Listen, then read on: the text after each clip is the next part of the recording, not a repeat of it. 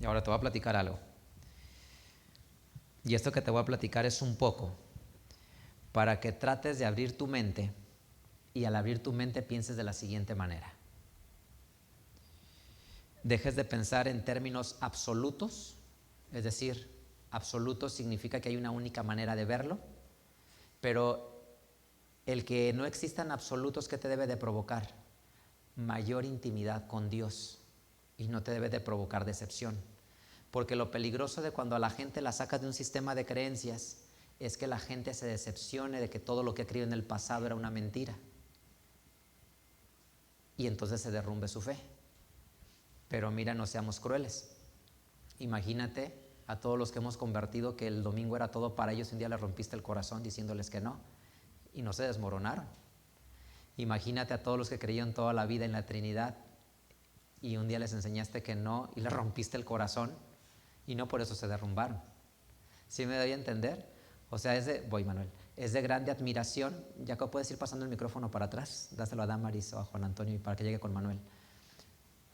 O sea, lo que yo te quiero transmitir es que lo que voy a compartirte ahora no busca lastimar tu fe, sino busca que te des cuenta que Dios es tan grande y tan infinito que ningún ser humano lo podemos contener, ni tener la arrogancia de decir entendemos perfecto qué dice la Biblia, sino que sigue siendo un apasionamiento decir ¿qué me quiso decir Dios? ¿Qué nos quiso enseñar como humanidad? Y siempre retener el hambre de querer entender qué fue lo que Dios nos quiso decir. Y eso nos debe de mantener mucho más cerca de Él, con más necesidad de leer la Biblia más, de leer más historia, de escuchar otras personas a las que Dios las ha iluminado, para entender un poco más qué es lo que quiso decir. Pero nunca llegarás al entendimiento. Siempre será qué me quiso decir Dios como humanidad. Entonces quiero que lo veas de esa manera y no que te pongas triste y digas, híjole, es que todo lo que estaba atrás no era así. Muchas cosas son verdades, otras no lo sé, pero tienes que darte cuenta que todos somos producto de nuestro pasado y debemos de aprender a amar nuestro pasado y nunca renegar de él, porque gracias al pasado, así esté lleno de errores, de desaciertos, nos ha convertido en lo que somos, ¿sí? Y no por eso nuestro corazón se debe de lastimar. Manuel, ¿quieres decir algo? No, pues nomás quería comentar que a mí se me derrumbó todo cuando estaba ahí usted en la predicación un día, estaba Flora al lado mío y que usted dijo que ya no había cielo, y nomás me volteé y dijimos, vámonos de aquí, man. Así es. Entonces, pues sí, para mí fue una cosa muy fuerte que ya no existiera el cielo, ¿no? Así es. Entonces ahora, Manuel, tú nos vas a decir a todos los demás, bienvenidos a mi mundo. Bienvenidos a mi mundo. Así es, donde lo que nos han dicho, porque es muy cómodo sentir que eres dueño de la verdad y que todos los que llegan tú les vas a enseñar la verdad. Y ahora no es así, ¿no? Ahora déjenles platico entonces lo controversial de esto. Un libro cuando se escribe pensado para sus contemporáneos. Y por ejemplo, ¿tú crees que los moradores de Daniel, de la época de Daniel, o de Jesús que leían Daniel, y leían el cuerno pequeño de Daniel 7:25 que hablaría palabras contra el Altísimo, pensarían mudar los tiempos y la ley? Pensaban que se refería a una profecía futura, donde iba a surgir el imperio pagano, el imperio papal, iba a tener poder y que iba a surgir el cristianismo. No pensaban en eso. Jesús y sus contemporáneos, y tampoco no existe esta creencia fantasiosa, esta creencia de cuento de hadas, donde van y le dicen a Daniel, yo Daniel entendí la revelación, y Daniel le contó a los judíos de su época, ¿qué creen? El Señor me ha revelado que en el año 538 surgirá un poder que se llama la Iglesia Católica, y que esa iglesia perseguirá. Y entonces, ¿cómo creen que si eso, o en el año 100 que Pablo haya enseñado esto, cómo creen que estarían los moradores de su época? Cruzados de brazos viendo, pues ya vimos, al 2025 no ha venido Jesús, no va a venir, aquí quedémonos cruzados de piernas. ¿Se dan cuenta? Es absurdo, no es cierto. Y no es de que uno le contó al otro, y otro le contó al otro, y otro le contó al otro, y hasta hoy tú sabes por qué mi la n potencia le contó a alguien que iba a pasar esto en el año 1798. No existía, ¿sí? Entonces, ¿Qué es lo que creían ellos? Pregúntale a un judío ortodoxo estudioso qué cree de Daniel capítulo 7. ¿A qué se refiere esa profecía? Porque si tú lees Hechos de los Apóstoles y lees a Pablo, lo he dicho muchas veces, él piensa que ¿cuándo va a venir Jesús? ¿Cuándo piensa Pablo que va a venir? En su tiempo, luego, luego. Yo estoy a las puertas y llamo, no pasará esta generación. Dice Pablo, los que vivimos cuando Él venga, ¿cómo estaremos? Vivos, se encuentra entre los vivos. Y Juan dice, hijito, ya es el último tiempo. Y como el maestro nos enseñó que las señales sería que habría apóstatas, empieza a haber muchos apóstatas, ya está. Ya estamos, ya se hizo esto. Paciencia, entusiasmo, fervor. Y le echaban un montón de ganas porque estaba a la puerta. ¿Sí? Entonces déjame decirte, cuando tú lees Daniel capítulo 7, 25 y enseñamos que el cuerno pequeño es el sistema de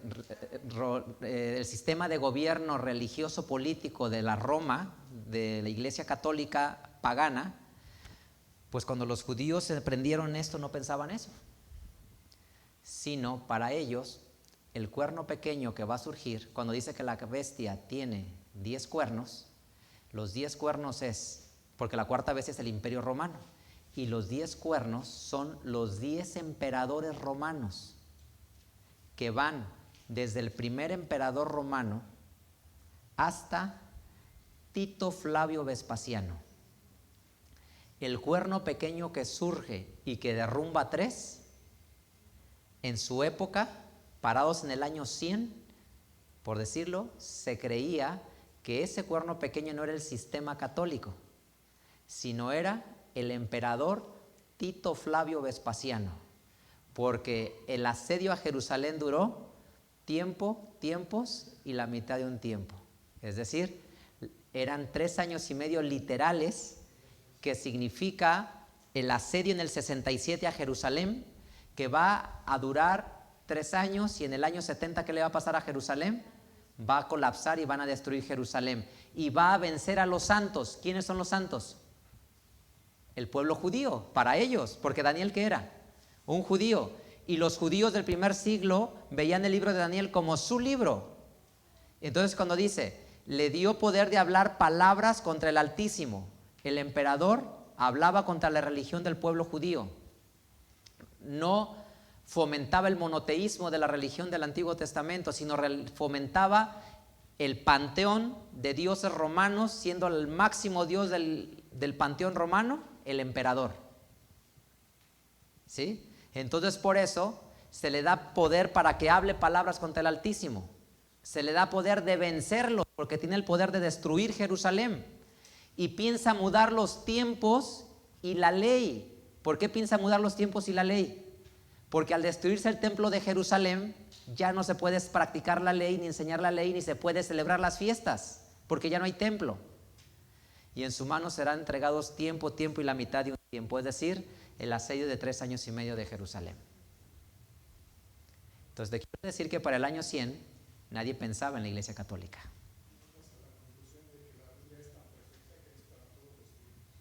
Ándale, eso, Salvador. Eso es lo que quiero que te des cuenta, porque yo pienso así como tú. A mí, lejos de que me rompa mi corazón, me llena de decir, wow, qué grandeza de parte de Dios, que a todos nos tiene apasionados en nuestro tiempo. Y en el año 100 ellos decían, se está cumpliendo la profecía bíblica. Lo que es cierto es que de una manera o de otra siempre se ha cumplido, ¿no? Ahora, déjame ir al libro de Apocalipsis. Tienes el libro de Apocalipsis en el año 100. Tienes la comunidad cristiana en el año 100 cuando el libro se escribe. Evidentemente ellos, al hacer una separación del judaísmo tradicional y ser judío-cristianos, van a pensar que la profecía no se... Porque para Daniel, acuérdate, a Daniel no le importa la segunda venida de Jesús. ¿Estás de acuerdo? O sea, siendo académicos, históricos estrictos, a Daniel no le importa la segunda venida de Jesús. ¿Por qué? A sus escritos. Porque para él solo existe una venida. Para él solo existe una. En Daniel dice que la imagen, la corta una piedra y la piedra golpea la imagen y la imagen se derrumba. Para él existe una sola venida, él no ve dos. Entonces para Daniel dice, estos poderes existirán y vendrá el Mesías. No es su preocupación abordar la segunda venida de Jesús. Pero vas al libro del Apocalipsis y para Apocalipsis sí es una preocupación. ¿Estás conmigo? Para Apocalipsis sí es una preocupación genuina y verdadera, ¿qué? La segunda venida de Jesús. Entonces Apocalipsis va a recoger los mismos elementos de Daniel y va a escribir una profecía para anunciar la segunda venida de Jesús. Pero otra vez, en el año 100 no existe la Iglesia Católica, ni existe el protestantismo del falso profeta de 1517, ni existe el ecumenismo del Concilio Vaticano II de 1962. Y tiene que dar Apocalipsis una respuesta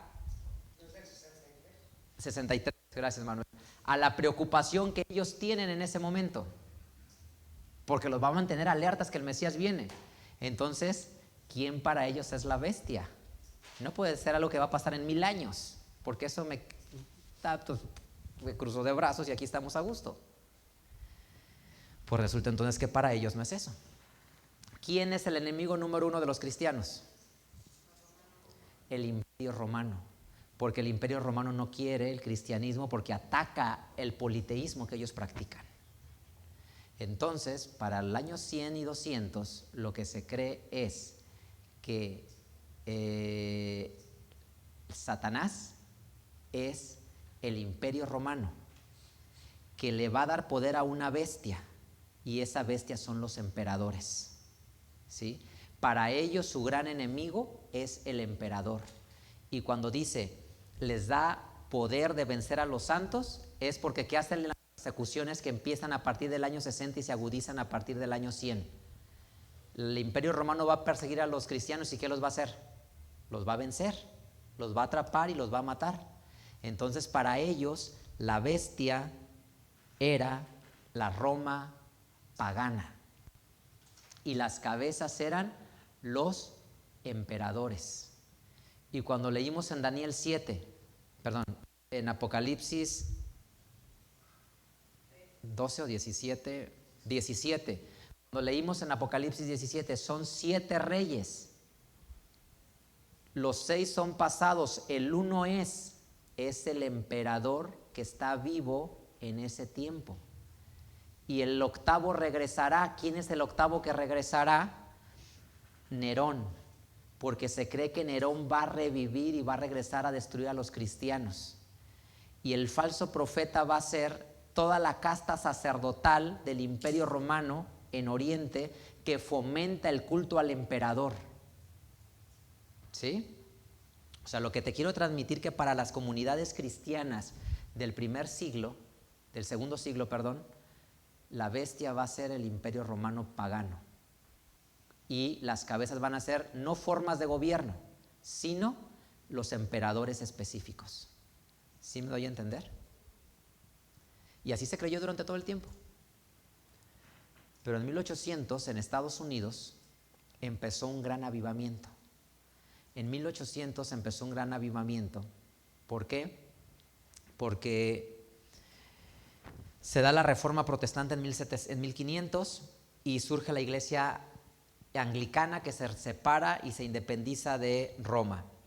Y de la Iglesia Anglicana van a surgir 2 grandes movimientos que hemos aprendido.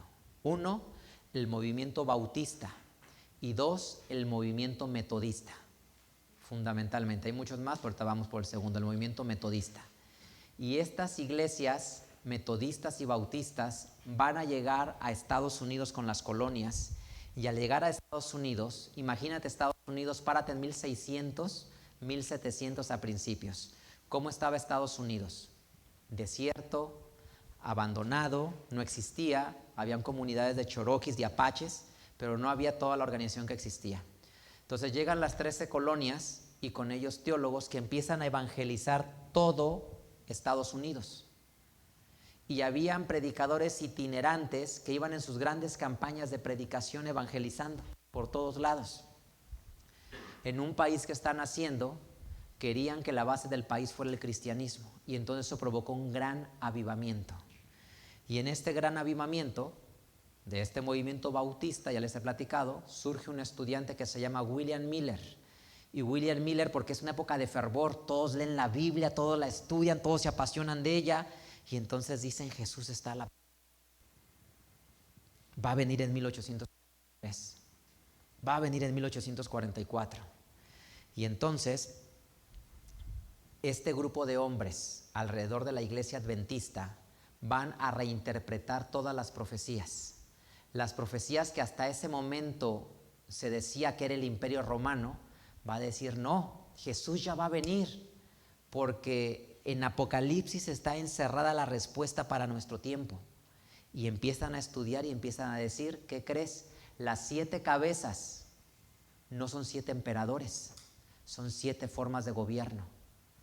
Las 7 iglesias no son 7 comunidades, son 7 épocas por las que la iglesia ha atravesado. Y empieza todo este pensamiento para hacer que el libro de Apocalipsis sea un libro profético de la historia de la humanidad, desde que Jesús ascendió al cielo hasta que Jesús regrese a la tierra por segunda vez. Y entonces se va a reinterpretar toda la profecía bíblica y van a empezar a decir: es el Imperio Romano, viendo hacia atrás, el Imperio Romano, que después de ser romano se volvió papal, y después de papal ha sido destruido, y después volverá a tomar el poder. Y esto enseña la teología adventista. Cuando otra vez toma el poder y se unan las iglesias, como todas celebran el domingo, la única que quedará aislada es la que celebra el sábado. Y eso somos nosotros los adventistas. Por eso nosotros no somos protestantes como ellos. ¿Me doy a entender? Hay una reinterpretación de toda la profecía bíblica en ese avivamiento de decir: Jesús ya va a venir a la puerta. ¿Y dónde estamos? En el último tiempo. Porque ya se cumplieron las 6 trompetas, los 6 sellos. Ya sé que estamos en la Odisea. Entonces ya va a venir, ya está a la puerta. Y por eso estamos ciertos que está a la puerta. Y hay ese avivamiento de forma que la gente se volque totalmente a Dios y al cristianismo, buscando una respuesta en sus vidas. Entonces, como no se cumple, siempre da espacio a que nuevos teólogos quieran enseñar y decir: no, es que había un gran error. La bestia es ahora Estados Unidos, o la bestia es ahora China, y podemos ir ahora a otra tercera corriente de reinterpretación. Como todo lo anterior ya no es, ahora vas a encontrar pastores modernos, creativos, y bueno, no quiero hacer palabras incorrectas, creativos, que ahora te van a enseñar y decir: no, algo así. Y van a decir: no, es Estados Unidos, Inglaterra. Y vamos a hacer una serie de profecías de aquí para adelante otra vez, a reinterpretar todo lo que ya está escrito. Entonces, ¿qué es lo que te quiero transmitir? Lo que te quiero transmitir es que la lectura y la interpretación de la Biblia es un mosaico tan complejo de deshebrar, de deshilar, que lo que sí debemos de rescatar es todo el elemento histórico, porque el elemento histórico sí nos permite comprender cómo el cristianismo ha evolucionado a lo que tenemos hoy y por qué sí debemos regresar al cristianismo primitivo del siglo I. Porque eso es lo único que me confirma, que nuestro trabajo es regresar al cristianismo del siglo I. Y honestamente decir, solo Juan, o el autor del Apocalipsis, con su generación, tuvo la claridad de qué fue lo que Dios le reveló. Y esa revisión y esa revelación que ellos tuvieron se perdió en la historia. Se perdió en la historia por tanta persecución y matanza, porque tengo la convicción de que Juan sí sabía qué le quiso decir el Señor, y él sí vio lo que era. Pero las próximas generaciones perdieron todo. Y por eso es tan importante que entiendas la historia de cómo se formó el cristianismo. El cristianismo se formó entre el año 100 y el año 300. Allí se forma el cristianismo, entre el año 100 y 300, el cristianismo que hoy conoces. Y luego tienes que entender cómo se forma el protestantismo en 1500 para entender que al presente tenemos que desmenuzar todo para regresar a el primer siglo y despojarnos de enseñanzas que no tienen un fundamento bíblico, en todos los sentidos, ¿sí? Y sí rescatar el elemento histórico, porque eso sí lo tienes que rescatar. La historia nunca la podemos menospreciar, la historia sí la debemos de tener. Es decir, ¿por qué Irineo de León construyó el canon de la Biblia como existe? Y los libros que están hoy en la Biblia, ¿sí? ¿Por qué hombres como Clemente de Roma pensaba la forma como él pensaba? Y todos esos personajes que vivieron entre el año 100 y el año 300 construyeron el cristianismo. El cristianismo denominacional popular. Y cómo el protestantismo ha influenciado. Y voy a la última parte de la historia, ya para... A Estados Unidos llegan las 13 colonias inglesas, que eran colonias inglesas, es decir, bajo el mandato de Inglaterra, y está la Iglesia de Inglaterra. Y en la Iglesia de Inglaterra hay dos grandes movimientos, pero vamos en dos grandes movimientos. El segundo grande movimiento es el movimiento metodista. ¿Quiénes son los metodistas? Los metodistas es un grupo de estudiantes, de muchachos, estudiantes en la universidad que eran muy disciplinados a estudiar la Biblia. Y la forma de ridiculizarlos, sus compañeros en la universidad, era que eran muy cuadrados, muy metódicos, y así se les llama los metodistas, que después lo adoptan como su nombre, pero en principio surge como una forma despectiva de burlarse de ellos. Y por eso es que quiero que sepas que no puedes menospreciar los movimientos protestantes. ¿Por qué no puedes menospreciar los movimientos protestantes? Uno, porque la profecía bíblica nunca se refirió a ellos en primera instancia. Dos, porque imagina esto, ¿qué tiene de malo un grupo de muchachos en la universidad, encerrados en la biblioteca de la universidad, estudiando apasionadamente la Biblia? ¿Tú ves algo de malo en eso? ¿No está allí el Espíritu de Dios en los chicos? O sea, cuando un muchacho debería de estar en donde un chamaco a sus 17, 20 años, 21 años, fiestas, libertinaje, están encerrados estudiando la Escritura. Y así surge el movimiento metodista. Vienen a evangelizar ese grupo, esa generación de muchachos a Estados Unidos en viajes misioneros y empiezan a hacer que la palabra de Dios crezca de forma masiva. Y cuando le piden a la iglesia de Inglaterra, oye Inglaterra, necesitamos que ordenes presbíteros, prefectos acá en las iglesias. El poder de los hombres siempre. La iglesia inglesa, anglicana, no quiere porque va a perder el poder y el control. Y entonces un hombre, Wesley, metodista, de estos chicos de esa universidad, toma el valor y dice, si Inglaterra, aquí en Estados Unidos se requieren muchos predicadores. Está creciendo la palabra de Dios y no nos vamos a frenar si Inglaterra no quiere. Y entonces toma la decisión de decir, en cada comunidad, tú eres encargado de esta congregación, tú de esta, tú de esta, tú de esta, y forma un montón de presbíteros. Y forma, sin darse cuenta, porque sin darse cuenta forma la iglesia metodista. Entonces, así forma una extensión de la iglesia inglesa en Estados Unidos y va a formar al movimiento metodista. Y en este movimiento metodista va a hacer que se crezca por todo Estados Unidos el evangelio.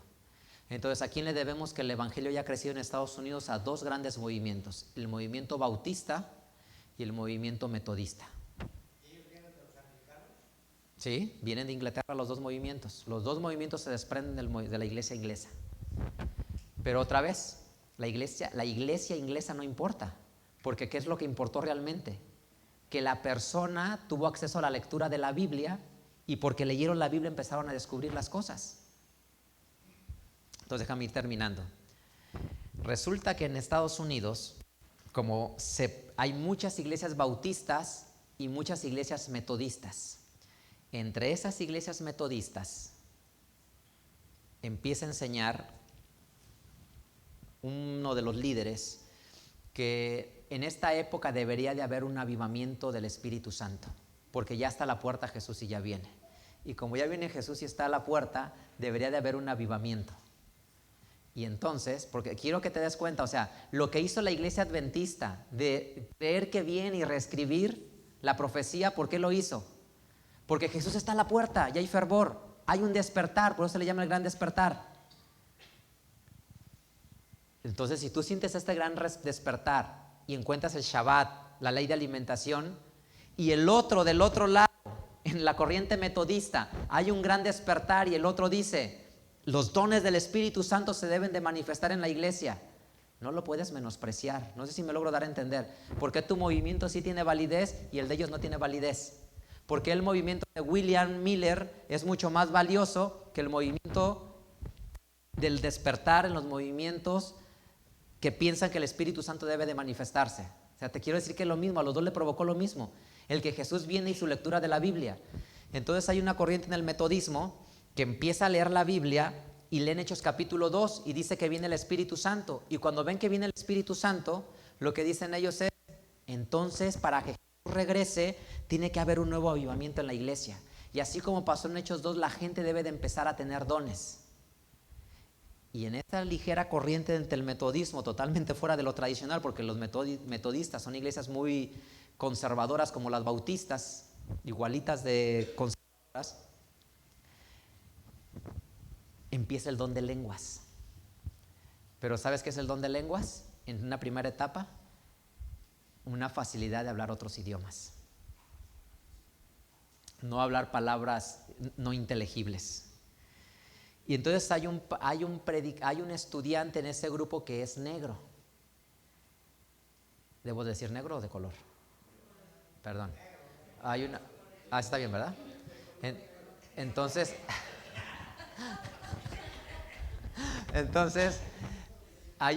pero acuérdate en qué época estamos, 1700, ¿qué hay en Estados Unidos y en el mundo? Una esclavitud y discriminación racial tremenda. Y entonces, aún en el mundo cristiano, de hecho eso divide a la iglesia bautista, quienes están a favor y en contra de la esclavitud negra en Estados Unidos.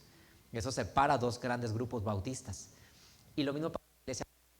A este hombre no lo dejan entrar a las clases, se tiene que quedar allá afuera en la puerta y desde la puerta escuchar lo que el pastor está enseñando. Y entonces este hombre escuchaba y veía cómo a cada vez a unos estudiantes les venía el Espíritu Santo y hablaban en lenguas y tenían cosas extraordinarias, y él sufría mucho porque a él no le pasaba eso. Sí, él se fue predicando porque el pastor decía que la gente tenía que, el pensamiento metodista en esa delgada línea decía que los que reciben el Espíritu Santo, que las personas tienen que ser bautizadas del Espíritu, y si no estás bautizado del Espíritu no entrarás al reino. Entonces todos tenían que ser bautizados del Espíritu en algún momento, y ser bautizado del Espíritu es un derramamiento especial del Espíritu. Y lo deseaba y nunca lo lograba nada de eso. En su afán lo llevan de predicar a un lugar, a otro lugar, historia corta, termina en la ciudad de Los Ángeles, liderando en Los Ángeles una congregación. Es una historia muy romántica, luego te la voy a contar con detalle, pero te voy a explicar la parte resumida. Estando ahí, este pastor negro, deseando el derramamiento del Espíritu Santo, en esa casa adaptada para cultos, viven la experiencia de un derramamiento del Espíritu Santo. Y hay una chica, salud Michelle, y hay una chica ahí que dice el testimonio de todos que no sabía tocar el piano. Había un piano en esa casa, viene el Espíritu Santo sobre ella y lo siente ese fervor, va al piano y se sienta y empieza a tocar el piano. Y todos empiezan a alabar al Señor y hay un avivamiento en la casa.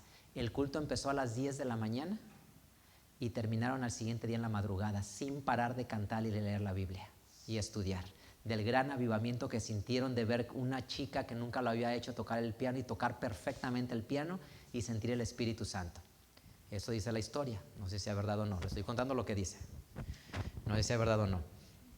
Y entonces la gente empieza a visitar esa casa en Los Ángeles y se desprende, como las iglesias adventistas y las iglesias de Dios se desprenden de William Miller y de la iglesia bautista, del metodismo se va a separar una corriente que hoy tú la conoces con el movimiento pentecostal.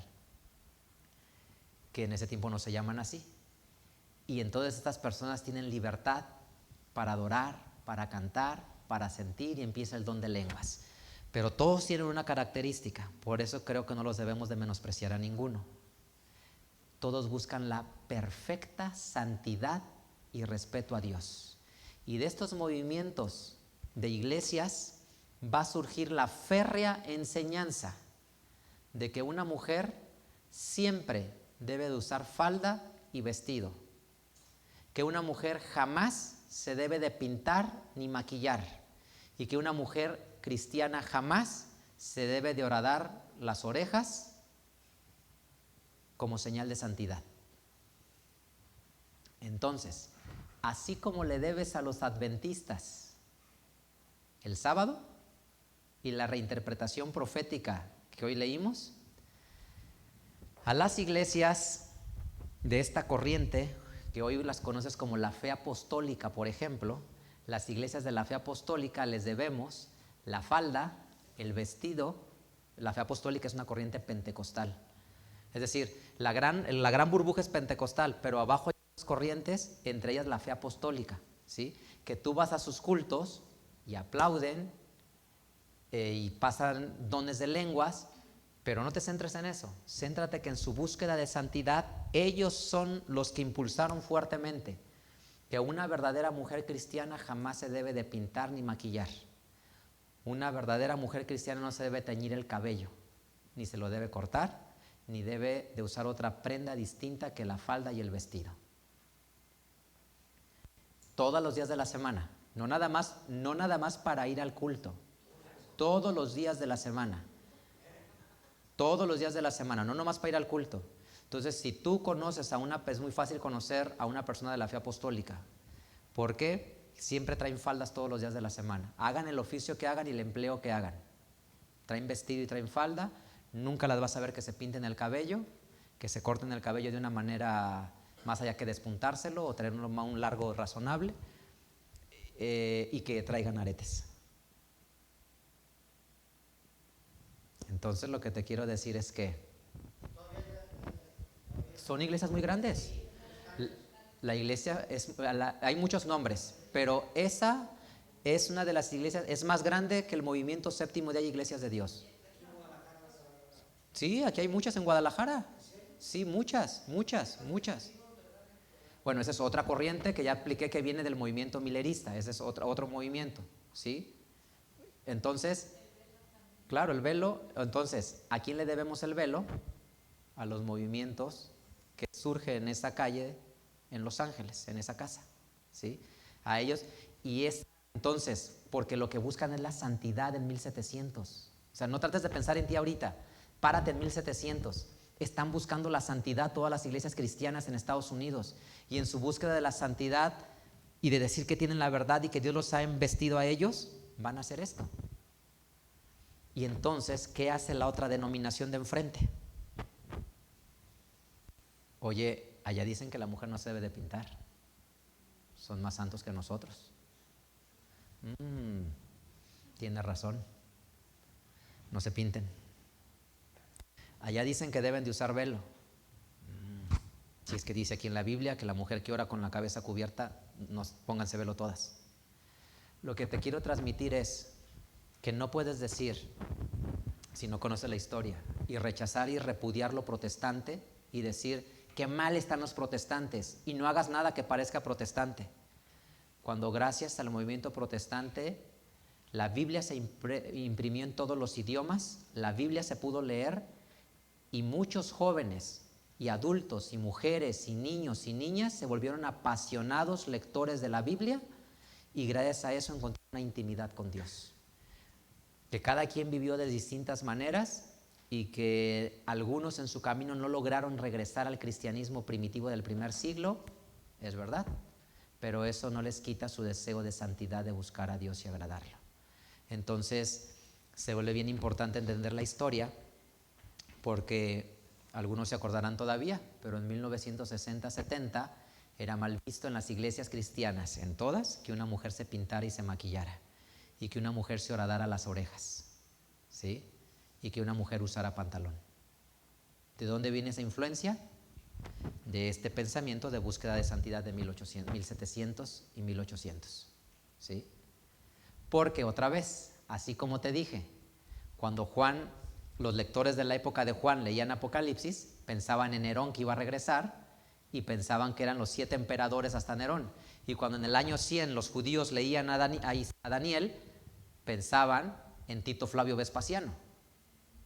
¿Sí? Y cuando Pablo le dice a la mujer que ahora profetiza con la cabeza descubierta deshonra su cabeza, está pensando en el modelo de su época, donde una mujer indecente es la que no se tapaba la cabeza. Porque las mujeres de clase, de educación y refinadas se tapaban las cabezas. Pero las esclavas, las prostitutas y las mujeres deshonradas no tenían derecho a usar un velo y tenían que andar rapadas en señal pública de humillación. Es decir, lo que te quiero transmitir, el versículo cuando se escribió pensando en un contexto y en una idea específica. Eliminar el paganismo y los cultos paganos que existían, porque así venían las mujeres del templo de Corinto, que las convertían, sacerdotisas paganas que estaban rapadas y que eran sacerdotas sexuales, que se utilizaban para que los visitantes que ofrecían sacrificios terminaran en ofreciendo un acto sexual a la gran diosa. Y como entrando a la iglesia queremos la conversión y no queremos discriminación, esta mujer se acaba de convertir y como se acaba de compartir, tenemos que ponerle un velo, porque una mujer que usa velo es una mujer de clase, de sociedad, de familia, que se apega a los estándares sociales correctos, no solamente cristianos, sino de toda la comunidad no cristiana, porque una mujer de clase y de sociedad es la que en el día a día usa un velo, y así es en los pueblos hasta el presente, orientales. ¿Me logro dar a entender? O sea, lo que les quiero transmitir es, una cosa es lo que se quiso escribir en el momento y otra cosa es la que 1900 años después personas tomaron para reinterpretar ese versículo y darle potencia y poder a su vida y a su relación con Dios. Lo cual no estoy en contra de ello, porque lo vivió esa generación y lo vivieron con amor y me parece bien. Pero hoy en el año 2025 tú necesitas darte cuenta de todas estas cosas para que sea más flexible tu pensamiento y para que ames a todos. Y ahora sí vivas, amarás a tu prójimo como a ti mismo, aunque no crea como yo. Y entonces desde que entiendo y tengo esta profundidad en lo que iremos platicando de historia, de cómo el protestantismo nos ha ayudado a la humanidad en general, pues entonces siento un profundo cariño hacia un metodista, un bautista, un testigo de Jehová, un mormón, uno de la fe apostólica, cualquiera que sea su nombre. Mi trabajo es ayudar a la humanidad a que regrese al cristianismo del primer siglo y se dé cuenta cómo se deformó el cristianismo entre el año 100 y el año 300. Porque si la gente se da cuenta de eso, así como en 1800 hubo un avivamiento y regresaron a la escritura, van a regresar al cristianismo primitivo de Jesús. ¿Sí?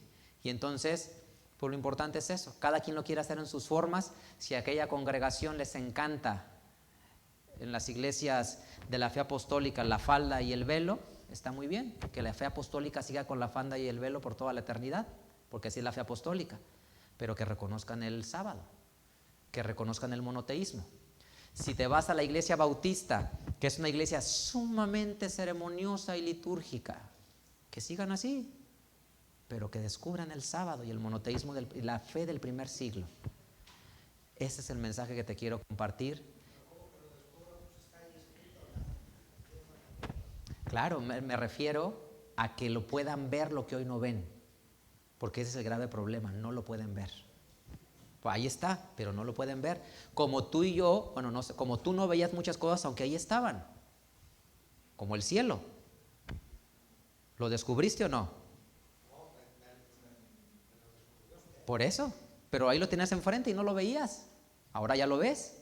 A eso me refiero que les pasa a ellos.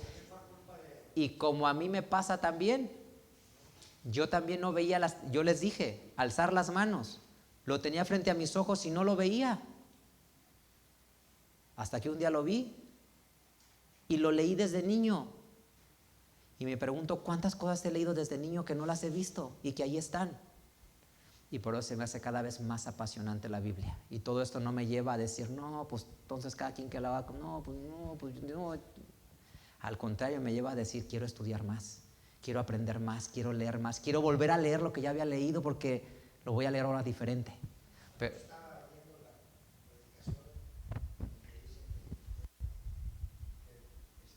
dale el micrófono pues por favor, acaparador del micrófono. No, estaba escuchando, nada más que me quedé dormido, la predicación de hace 2 o 3. Te arrullo bien con mi predicación. Donde dice que usted, que hay gente que no le gusta saber porque el saber compromete. Así es. Esa predicación, ¿no? Y entonces, pues ya se me fue la idea de lo que iba a decir. Ya se te olvidó. Perfecto, no te apures. Gracias. Bueno, al rato te acuerdas. Bueno, esta es la lección de esta mañana. ¿Mande? Sí, adelante, préstenle el micrófono a Luz. Ella sí sabe qué decir.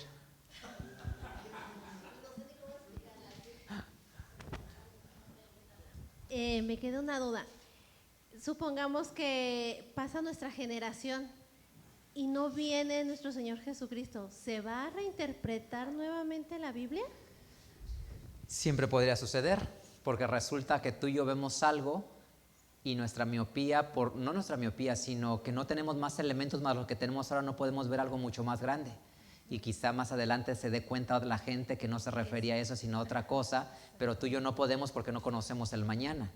Y nos limitamos a ver lo que está pasando ahorita, ¿no? Es como... Es como... ¿Sí lo algo? iPhone va a ser la sensación. Nunca va a pensar en iPhone, ella va a pensar en las películas beta, que era lo máximo en su tiempo.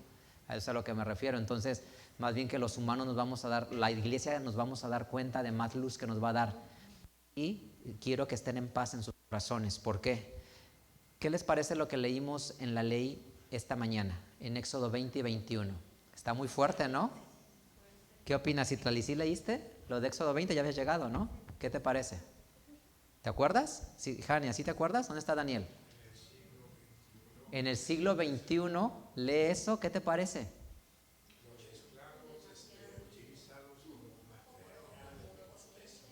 Eso, es impresionante. Yo me quedo sorprendido. Y por eso a mucha gente le causa ateísmo la Biblia. Empiezan leyendo Éxodo, nunca empiezan leyendo el principio de la Biblia. Les causa gente. Yo les digo, oye, voy a leerlo. Lea a Jesús. Lee las cartas de Juan, lee las cartas de Pedro. Eso lee. Lea el Evangelio y las cartas de Juan y de Pedro, nada más. No leas más. Porque lees esto de Éxodo y yo mientras lo leía decía, wow, sorprendido. Bueno, lo he leído 1000 veces pues, pero lo vuelves a leer y dices, ¿pero por qué crees que está así escrito? Porque Dios da luz a la humanidad a través de la historia en el contexto que la gente vive. O sea, en ese momento Dios te va llevando poco a poco. En ese momento dile a la gente cosas distintas a las que están escritas ahí, no pueden con ello. ¿Cómo me vas a quitar mis 2 mujeres? Si tengo 3, ¿qué te pasa? Bueno, si no te puedo quitar tus mujeres, y no te puedo enseñar a tener una sola, te voy a regular para que seas correcto y las respetes. ¿Sí? ¿Cómo me van a quitar a mis esclavos si son míos? ¿Y cómo no los puedo gritonear y golpear y del golpe matarlos y volarle los dientes? Si es mi esclavo y patearlo. Bueno, no te puedo quitar el pensamiento de enseñorearte de los hombres, pero sí te puedo regular que no te salgas de este límite para tratar de cuidar las cosas. ¿Sí? Y entonces, ¿qué hace la ley de Dios? Regula la humanidad en su época, para su tiempo y su contexto. Pero Dios sabe que como humanidad vamos a ir creciendo, despertando y elevando la conciencia. Esto es lo hermoso de la Biblia. La Biblia siempre será un libro para cualquier época. Así el Mesías tarde en venir 100, 200 años. La Biblia siempre le dará principios de vida en los negocios, en la familia, en la relación de patrones laborales, en la sexualidad, en el matrimonio, en todo. Y lo que importa es rescatar la esencia. ¿Sale? Entonces, respondiendo lo que dice Luz, sí puede ser. ¿Por qué? Porque hoy por falta de conocimiento y de entendimiento no alcanzamos a ver. Pero mira, ¿por qué vemos hoy muchas cosas? Porque tenemos acceso a libros de historia y a la historia. Porque alguien lee el versículo y dice, la mujer que ora con la cabeza descubierta afrenta su cabeza, y no tienes contexto de nada, ¿qué haces? Tápate la cabeza, porque eres obediente y lo debes de hacer. Es decir, si tú me dices, ¿es un mandamiento taparse la cabeza? Hace 100 años sí. Porque no tienen otro elemento alrededor. Eso dice la palabra de Dios. Eso dice, sí es un mandamiento hace 100 años. Pero ahora es una limitante. Pero espera, no, esa no es la idea. Deja acabar de entender. Digo, ¿sí es un mandamiento? Sí, hace 100 y 200 años. ¿Por qué? Porque el estudiante de la Biblia hace 200 años no tenía acceso a la historia que tú y yo tenemos. Y los metodistas de esta corriente, cuando lo leyeron, dijeron, la mujer que dice esto, que se lo tape. Sí, porque eso dice la Biblia. Y que no se pinte, y que no se maquille, y que no se corte el cabello. ¿Era pecado hacerlo? Sí, sí era. Porque no tienes un elemento distinto que te lo justifique. Hoy, 2025, ¿es pecado que la mujer no se tape la cabeza? No, no es pecado. Es pecado. ¿Por qué no es pecado? Porque ya tengo todo el elemento histórico y ya sé a qué se refería. Entonces no es pecado. Es lo que quiero transmitirte. Entonces hemos evolucionado y ahora me doy cuenta, oye, no canté alabanzas en la mañana. ¿Pequé a Dios? No. Pero hace un año, si yo no hubiera cantado alabanzas, si hubiera hecho esto como lo hice ahora, ¿hubiera pecado? Sí. ¿Te das cuenta? Esto es lo que quiero compartirles y transmitirles para que cambie nuestra percepción y entendimiento de las cosas. ¿Alguien más? ¿Otro comentario? ¿Pregunta? Si no, aquí acabamos.